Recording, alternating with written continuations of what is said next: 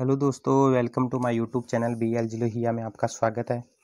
आज हम इस वीडियो में बात करेंगे समालोचना पाठ योजना क्रिटीज में लेसन की हम बात करेंगे। BA BEd और BSc BEd इंटीग्रेटेड जो कोर्स होता है पार्ट 4 ईयर के लिए समालोचना पाठ योजना की हम बात करते हैं।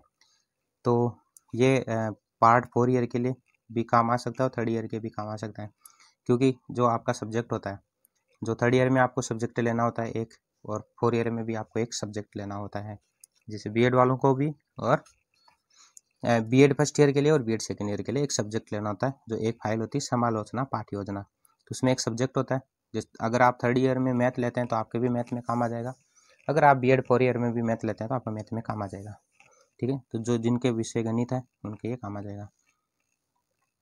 तो ये BA BEd और BSc BEd के लिए, लेकिन BA BEd वालों के लिए क्या होता है कि यहाँ पे विषय है ना गणित तो होता नहीं है, तो इसलिए BEd वालों का तो ये होता नहीं है।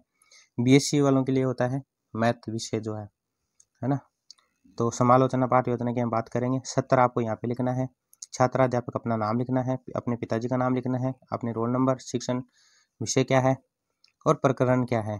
ठीक है, तो प्रकरण मैं बना रहा हूँ गणित विषय के मैं बना रहा हूँ संख्या पद्धति, है ना। और शिक्षण जो विद्यालय मिला आपको इंटर्नशिप का, वो आपको यहाँ पे विद्यालय का नाम लिखना है।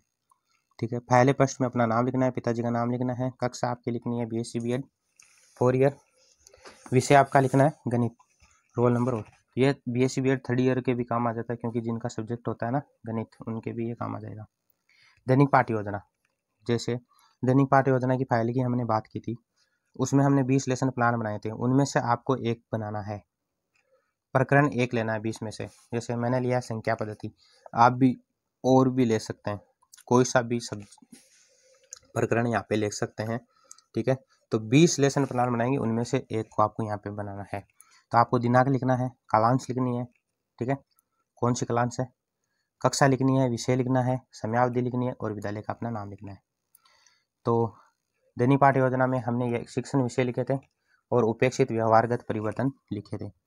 तो पहला हमारा शिक्षण उद्देश्य है ज्ञानात्मक, छात्र संख्या पद्धति का प्रत्यास्मरण कर सकेंगे, छात्र संख्या पद्धति का प्रत्याभिमान कर सकेंगे, ये है उपेक्षित व्यवहारगत परिवर्तन। फिर अवबोध का लिखना है ना, और फिर ज्ञानोपयोग लिखना है, फिर लिखना है कौशल। ठीक है, ये आगे कौशल का है अभिरुचि और एक अभिवृत्ति। तो ये क्या है, शिक्षण उद्देश्य है।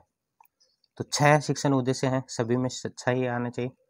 ठीक है, और ये आपको शिक्षण उद्देश्य हैं, ये सारे आपको लिखने हैं। फिर आ जाता है कि सहायक सामग्री क्या है। अगर आप डेली लेसन दैनिक पाठ योजना वाली जो फाइल बना चुके हैं तो आपको ये समझ में आ जाएगा, है ना।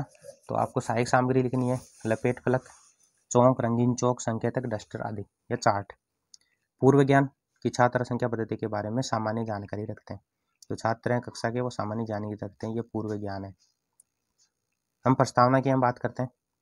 प्रस्तावना में आपको क्या लिखना होता है, प्रस्तावना में लिखना होता है पहले क्रम संख्या लिखनी होती है, छात्र अध्यापक क्रिया लिखनी है और छात्र क्रिया लिखनी है। प्रश्न लिखने होते हैं उसमें कि 10 सिक्कों में से अगर 3 सिक्के निकाल दे तो 7 सिक्के बचते हैं, ये आपको नोट करना है। आप शिक्षण उद्देश्य है कि छात्रों आज हम क्या करेंगे, संख्या पद्धति के बारे में विस्तार से अध्ययन करेंगे। पूर्व ज्ञान का मतलब होता है कि हम सामान्य जानकारी रखते हैं। उद्देश्य हमारा ये है कि आज हम क्या करेंगे, संख्या पद्धति के बारे में विस्तार से बात करेंगे। तो ये क्या है, दोनों पेज पे बनाना होता है ना, तो इसलिए हमने पूरा ही ले लिया पेज। तो शिक्षण उद्देश्य लिखना है आपको। ठीक है, तो मैं जूम कर लेता हूँ, दोनों में बनाना है आपको पहले, है ना। तो पहले क्या करना है, आपको शिक्षण उद्देश्य लिखना है। ठीक है, तो शिक्षण उद्देश्य हमारे 3 पॉइंट होते हैं, जिसमें पहला है हमारा परिमेय संख्या। ठीक है, परिमेय संख्या के बारे में लिखना है। तो छात्र अध्यापक क्रिया लिखनी है पहले, तो छात्र अध्यापक क्रिया होती है, विकासात्मक प्रश्न लिखने हैं। तो परिमेय संख्या के बारे में हमने भी लिखा है कि प्राकृत संख्या में शून्य तथा ऋणात्मक संख्याओं को शामिल कर लिया जाए। प्राकृत संख्या होती है 1 से लेकर के अनंत तक, उसमें अगर शून्य शामिल कर लेते हैं तो वो तो कर लिया जाए तो कौन सी संख्या बनती है, शून्य भी करना है और ऋणात्मक भी करना है तो वो पूर्णांक संख्या हो जाती है। 2 पूर्णांक संख्या के मध्य भाग देने पर कौन सी संख्या प्राप्त होती है, वो परिमेय संख्या है। परिमेय संख्या के बारे में आप क्या जानते हैं, तो ये आपको क्या हो जाता है, समस्या होती है, निरुत्तर आपको लिखना है। तो ये छात्र क्रियाएं साथ साथ लिखनी है दोनों पेज पे, ठीक है।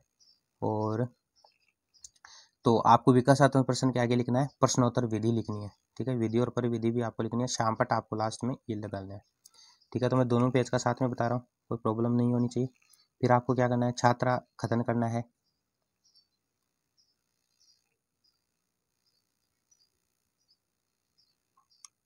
छात्रा अध्यापक कथन करना है आपको, ठीक है। फिर उसके सामने लिखना है छात्र क्रिया में लिखना है सभी विद्यार्थी ध्यानपूर्वक सुनेंगे और समझेंगे। उदाहरण लिखना है बोध प्रश्न में लिखेंगे आप, ठीक है, बोध प्रश्न लिखेंगे और प्रश्नोत्तरी लिखेंगे, ये है शामपट। तो हम एक पेज की बात कर लेते हैं इसमें।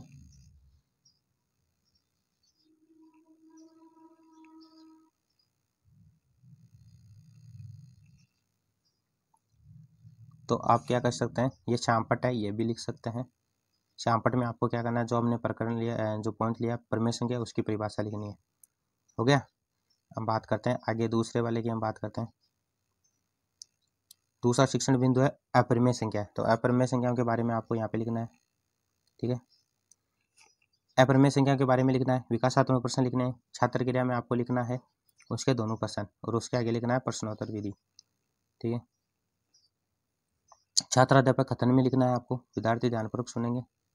विकासात्मक प्रश्न में आपको लिखना है प्रश्नोत्तर विधि लिखना है आगे। शामपट कार्य में आपको अपरिमेय संख्या की परिभाषा लिखनी है, छात्रा कथन लिखना है, व्याख्यान विधि लिखनी है आपको, बोध प्रश्न लिखने हैं और प्रश्नोत्तर विधि।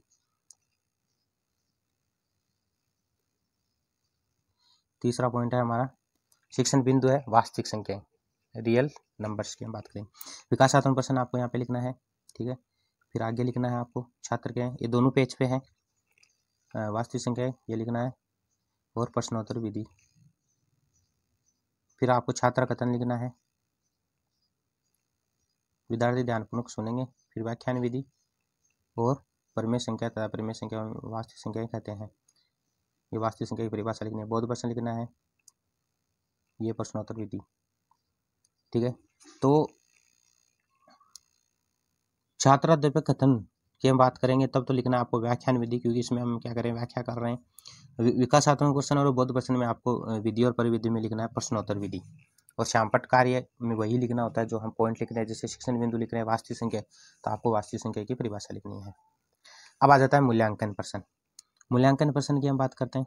तो पहला आपको प्रश्न लिखना प्राकृत संख्या पूर्ण संख्याओं तथा पूर्ण संख्याओं का समावेश हो तो कहलाती है, परिमेय संख्या और अपरिमेय संख्या इन दोनों में करना है। दूसरा आपको बताना है, तीसरा प्रश्न लिखना है, ये एक आपको प्रश्न लिखना है। फिर आपको लास्ट में लिखना है ग्रह कार्य। तो अपरिमेय संख्या और वास्तविक संख्याओं को उदाहरण सहित आपको समझाना है, ठीक है। इसके बाद में आ जाता है लास्ट में परिवीक्षण की हम बात करते हैं। तो क्रम संख्या लिखनी है ना, दिनांक लिखना है, कक्षा लिखनी है, विषय लिखना है और प्रकरण आपको लिखना है संख्यापत्ति, और यहाँ पे अपने विषय अध्यापक के सिग्नेचर वगैरह करवाने हैं। तो ये है समालोचना पाठ योजना, जो एक विषय की रहती है। जो आप विषय लेते हैं, जैसे 3rd ईयर हो चाहे 4th ईयर हो, अगर आप सब्जेक्ट का आपका गणित है तो आप ये बना सकते हैं, और आप अपना सब्जेक्ट भी ले सकते हैं। जैसे दैनिक पाठ योजना में आप 20 लेसन बनाते हैं, उनमें से आपका एक फेवरेट जो भी प्रकरण हो, है ना, वो आप यहाँ पे लिख सकते हैं और वो भी बना सकते हैं।